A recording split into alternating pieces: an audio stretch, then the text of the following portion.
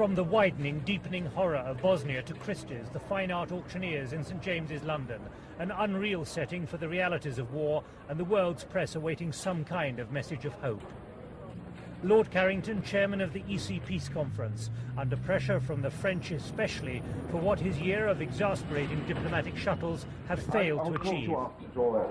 Edgy, yes, at least though he has so far achieved a fragile EC and UN brokered peace in Croatia. Now, once again, it was Bosnia-Herzegovina. We'll get peace. The leader of the Republic Serbians, Radovan Karadzic, was the first of three to arrive for a series of individual meetings with Lord Carrington. Upstairs, though, Lord Carrington was merely hearing restatements of what he already knew. His only claim for success today, that the three envoys had at least come to London. And as they spoke in Sarajevo itself, alongside the planes of the aid airlift, the terrible proof of how irrelevant the words of peace are to the warriors with the mortars and the snipers with the guns.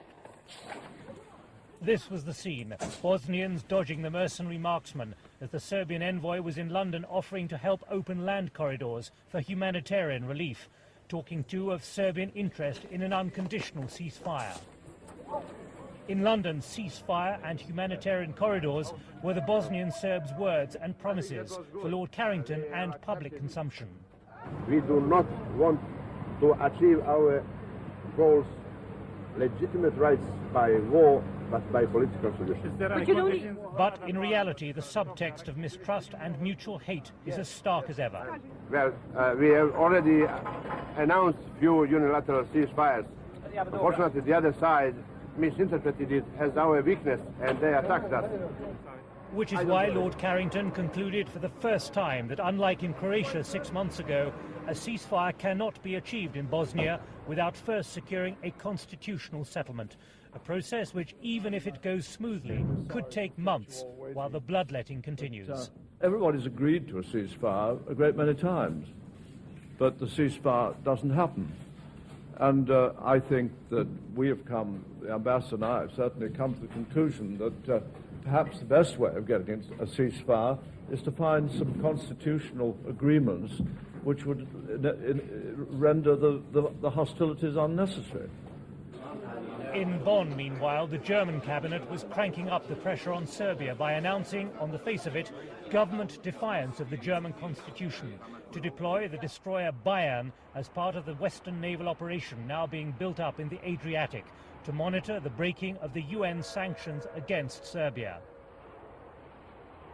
But having seen Lord Carrington, the Bosnian foreign minister representing the Muslims viewed such Western military response with contempt, calling once again for military intervention instead of just humanitarian aid. If the international community chooses not to intervene because of their domestic policies, domestic problems, then they should let us have weapons, for God's sake, because this is not fair, this is not right. By doing this, they lose some rights. The West loses the right to teach us lessons about civilization, about humanity.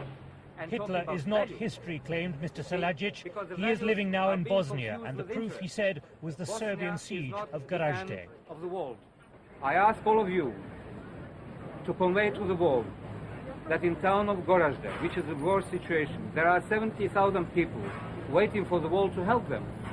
They are not going to be killed in a normal way, if there is a normal killing. They are going to be slaughtered like those 40,000 before. And on those like Mr. Karadzic, the Serbian leader, who he's being asked to negotiate with. Karadzic is proclaimed in Bosnia and Herzegovina a war criminal. I am not prepared to sit with child killers. Never. It is a bleak backdrop against which the Foreign Secretary this afternoon set off on a 4-day trip to the Balkans as the current president of the EC Council. We have to do our utmost to prevent this suffering continuing. It's not just a matter of relieving those who are already suffering, it's trying to prevent this going on in future. Thank you very much. Such words have been used by Mr. Hurd's EC predecessors in the first year of the Yugoslav pogrom. Still, try he must. The Foreign Secretary first flew to Paris to meet French Foreign Minister Dumas for a clarification of French intentions on further military deployments in Bosnia. Tonight he'll be in the Slovenian capital Ljubljana. Tomorrow on to the Croatian capital Zagreb.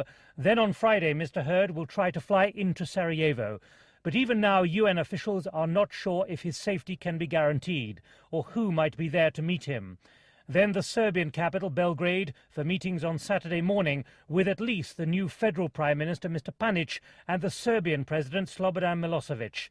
On Saturday evening, Mr. Hurd will be in Skopje, capital of the republic denied recognition by the EC as Macedonia. Finally, on Sunday to Tirana, from where the Albanian government is watching fearfully for a Serbian incursion against ethnic Albanians in Kosovo, a scenario many Western governments also await with deep foreboding. By Sunday night, Mr. Hurd will be in Brussels, ready to chair his first foreign ministers' meeting as president of the EC Council. And tonight, yet another reminder of the horror. A Bosnian refugee camp in the Croatian town of Slavonski Brod, on the border between Bosnia and Croatia, shelled by the howitzers of advancing Serbian forces. At least 12 Croatian soldiers killed, 35 people injured. One incident, but a clear message: the guns don't fall silent when leaders accept Lord Carrington's invitation.